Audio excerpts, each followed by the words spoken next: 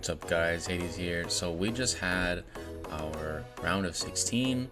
There was not a whole lot of interesting matches, but I do want to go over one that I thought was really interesting on the left side of the bracket, and the next video will be one I thought was interesting on the right side of the bracket.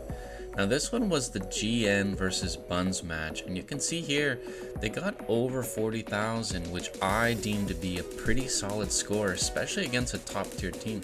I played against GN when I was on SF, and they really shocked me. They had incredible builds, very good game plan.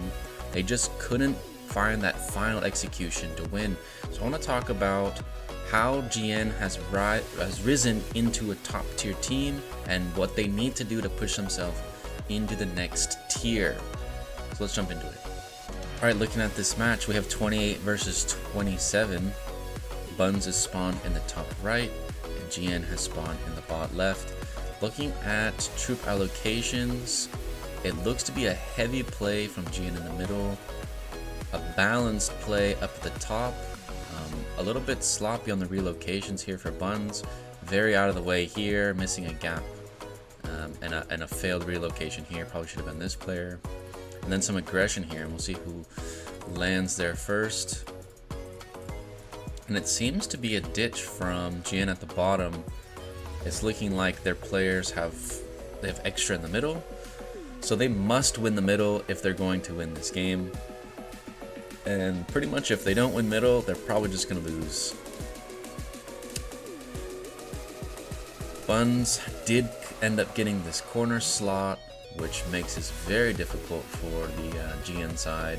They also got these far off sides with some very strong players, which is very annoying. So what I realized when I played them the first time was their builds were good, their strategy was good, but they just failed to execute optimally, right? So you can see here, it's a 5 versus 10. It's a 2-to-1 ratio.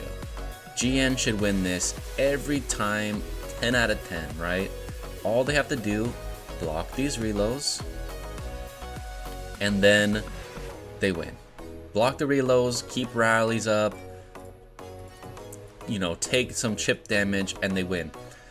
Now here's where the problem comes. If they don't kill this middle fast enough and collect it right at 50 minutes, these extra BUNS players at Tower 4 are gonna come relocate here in the center, and then there's all these players stuck in the home base that are just going to be flooding into this location. And if they don't stop them constantly, and if they don't get enough burning done, this is going to end up falling for them. Now, a lot of people already watched this match. They had to win the top and the middle, and they failed to win the top. They got outplayed, they got out-pressured, they got out-rallied. They honestly got out-reload. They lost both corners on the Tower 1, lost position, and they didn't deny the all-in. But excuse me, they get it back right here, which is actually pretty good. It's a very high coordination. You could see all the lines going in. So they're holding their own at the top here. It's back and forth. Usually ends up not going back and forth, but very impressive that they got it. Now, back to the middle here. This is going to be the pivot point of this game. I would have liked to see the GN players in a 2-to-1 position be more aggressive. There's no reason they shouldn't have gotten up in their face to deny these relocations and rally faster and have an all-in that works right off the start. Because if it doesn't work, it's just going to be a back and forth forever. You can see the players are starting to collect. BUNS used to have 5, now it's almost 1-to-1. They have owned the bottom the whole time, so they've already gained a point advantage. And then this is just going to slowly deteriorate out of their control. They do have the top, which is good, but this is just a uphill battle the whole time because they lost the points on Tower 1. It's going to be a constant point of contention, while BUNS owns Tower 2 and Tower 4 for free. There's nothing they have to do. They can sit back, win the middle, or win the top, and the game is over. BUNS has so many extra paths to victory, where GN went very aggressive, going for a 2-tower strategy. And if you go for a 2-tower strategy, you have to win. It is high risk and it is high reward, but it is very risky, because if you fail, this is what happens essentially. We're at the 40-minute mark, and I'm going to fast forward just a little bit, and you're going to see this tower gets taken by BUNS. It should have been taken at 50 minutes by GN. Instead, BUNS outplays them, they outpressure them, and we're going to fast forward a little bit because this whole match just ends up devolving into a hard BUNS victory. And you can see here, this is the tier difference, the S tier versus someone who's maybe in the B or C tier.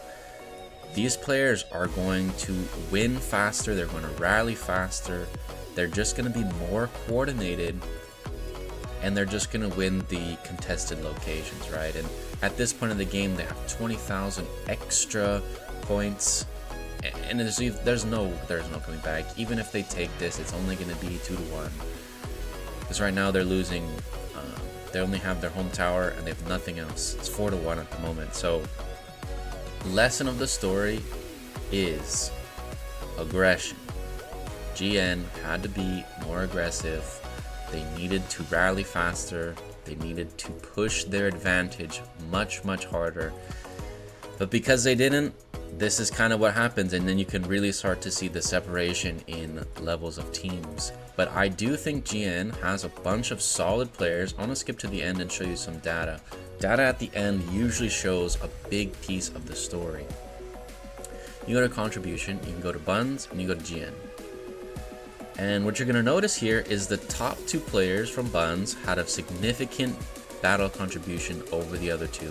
But then when you go down the line, you're going to go, wow, they're actually very close.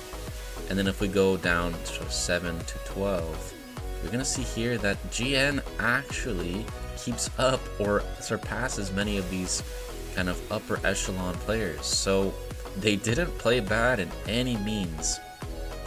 And statistically, they actually played very well. They even had a solid game plan for the start of the game.